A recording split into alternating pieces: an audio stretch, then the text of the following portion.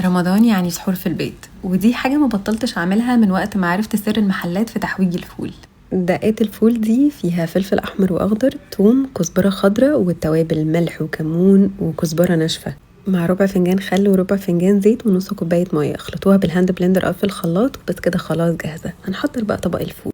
هنحط معلقتين كبار من دقة الطحينة مع 3-4 معالق من دقة الفول ورشة زيت زيتون، وبجد خطير. بس أنا بالنسبة لي السحور ما بيكملش من غير طبق بيض مدحرج بالسمنة والقشطة مع معلقة من دقة الفول، وكده كل حاجة بتبقى جاهزة.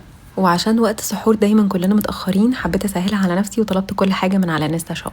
فتحت الاب واخترت السوبر ماركت القرب لبيتي واخدت منه كل الحاجات اللي انا عايزاها، وعملت كده برضو مع الخضار والفاكهه والتوابل والمكسرات. وعشان توفروا اكتر، اول 5 مرات هطلبوا فيها توصيل مجاني. وما تنسوش طبق الحمص وجبنه بالطماطم على السحور، وطبق الزبادي بالقراصية والمكسرات ده لازم تجربوه. وكل سنه وانتم طيبين.